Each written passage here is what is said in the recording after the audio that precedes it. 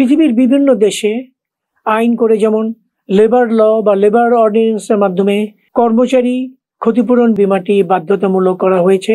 মালিক পক্ষ ক্রয় করে থাকে এবং প্রতি বছর মেয়াদ উত্তীর্ণর পরে এই বীমাটি নবায়ন করতে হয়। এই বীমাটি সাধারণত নিম্ন বেতনভুক্ত কর্মচারী বা শ্রমিকের বেলায় প্রযোজ্য। ইন্স্যুরেন্স নিউজ বিডির বীমা শিক্ষা অনুষ্ঠানে আজকের এই পর্বে প্রিয় দর্শকবৃন্দ, আপনাদের সকলকে স্বাগতম জানাচ্ছি। আজকে আমরা একটি বেশ গুরুত্বপূর্ণ বীমা, যাকে ওয়ার্কার্স কম্পেনসেশন ইন্স্যুরেন্স বা কর্মচারী ক্ষতিপূরণ বীমা বলা হয়। এই বীমাটি ওয়ার্কম্যানস কম্পেনসেশন বীমা হিসাবেও পরিচিত। পৃথিবীর বিভিন্ন দেশে আইন করে, যেমন লেবার ল বা লেবার অর্ডিন্যান্সের মাধ্যমে এই বীমাটি বাধ্যতামূলক করা হয়েছে। এই বীমাটি যেহেতু বাধ্যতামূলক, সেই কারণে মালিক পক্ষ ক্রয় করে থাকে এবং প্রতি বছর মেয়াদ উত্তীর্ণর পরে এই বীমাটি নবায়ন করতে হয়। এই বীমাটি সাধারণত নিম্ন বেতনভুক্ত কর্মচারী বা শ্রমিকের বেলায় প্রযোজ্য।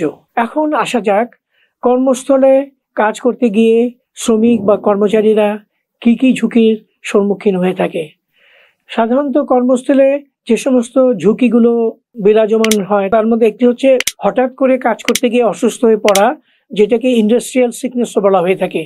2 নম্বর হচ্ছে কাজ করতে গিয়ে দুর্ঘটনাজনিত কারণে মৃত্যু। 3 নম্বর হচ্ছে দুর্ঘটনার কারণে শারীরিকভাবে অনিষ্টতা, যাকে বডিলি ইনজুরিও বলা হয়ে থাকে।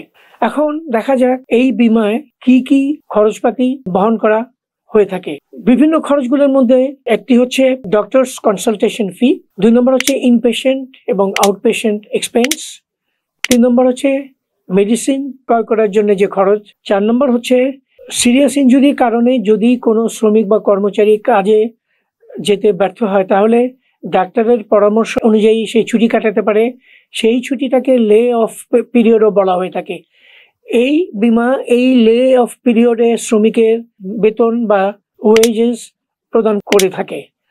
লাস্ট হচ্ছে পার্মানেন্ট ডিসেবিলিটির বেলায় স্কেল অফ কম্পেনসেশন অনুযায়ী শ্রমিক বা কর্মচারীকে ক্ষতিপূরণ প্রদান করা। আজকে আমরা এই পর্বে ওয়ার্কম্যানস কম্পেনসেশন বা কর্মচারী ক্ষতিপূরণ বীমা নিয়ে কিছুটা আলোচনা করলাম।